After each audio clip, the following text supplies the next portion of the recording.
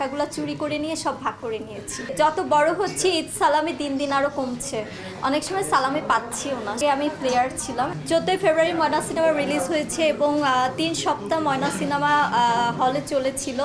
তো খুব ভালো সাকসেস হয়েছি, কারণ অডিয়েন্সরা আমাকে ময়না হিসেবে অ্যাকসেপ্ট করেছে এবং বড় পর্দায় আমাকে দেখে আসলে বড় পর্দায় আমাকে অ্যাকসেপ্ট করেছে। এটা আমার জন্য আসলে একটা লাভ, কারণ প্রথম সিনেমায় এভাবে অডিয়েন্স আমাকে অ্যাকসেপ্ট করবে এটা কখনোই আমি আসলে আশা করিনি। সামনে টিভিসি করছি, আমার একটা বিউটি প্রোডাক্টে স্যাপি ব্র্যান্ড অ্যাম্বাসিডর হয়েছে, ওইটার কাজ করছি এবং সিনেমার জন্য রেডি হচ্ছি। সিনেমার মানুষ, সিনেমা নিয়ে বিজি থাকতে চাই। আমার ঈদটা বরাবরই ফ্যামিলির সাথে করা হয়। আমি যেখানেই থাকি না কেন রোজার সময় ফ্যামিলির কাছে চলে যাই।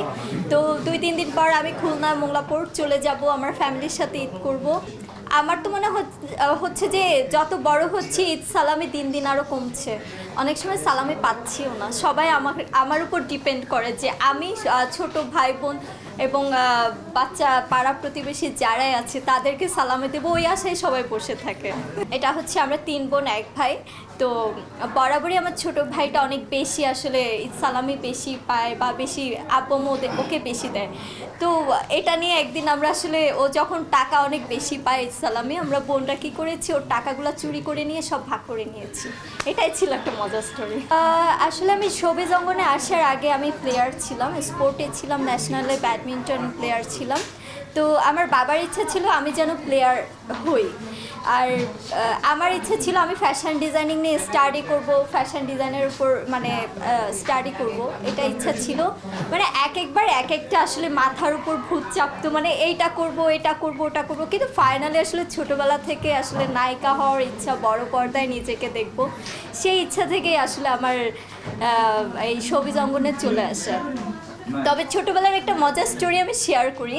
আমি যখন ব্যাডমিন্টন খেলতাম, আমাদের মোংলাপোর্টে একটা পরিত্যক্ত হল আছে, যেখানে আমার বাবা সবসময় ব্যাডমিন্টন খেলতে যেতেন এবং আমিও সাথে খেলতে যেতাম। আমার খেলার পথ চলা শুরু কিন্তু ওইখান থেকে, ওই পরিত্যক্ত হলে। তো যখন ওইখানে দেখতাম যে বড় পর্দা ছিল, খুবই ময়লা, মানে একটু ছিঁড়ে যাওয়া এসে, তো আমি তখনই জানতাম যে ওইখানে নাকি সিনেমা দেখা যায়, বড় পর্দায় নাকি নায়ক নায়িকাদের দেখা যায়। ওইটা দেখে না আমি ফিল করতাম।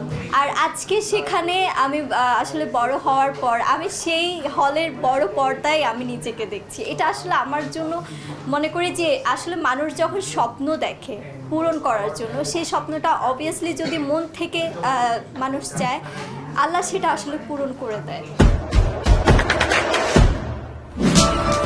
দেশে দেশে সবার সাথে দ্য নিউজ।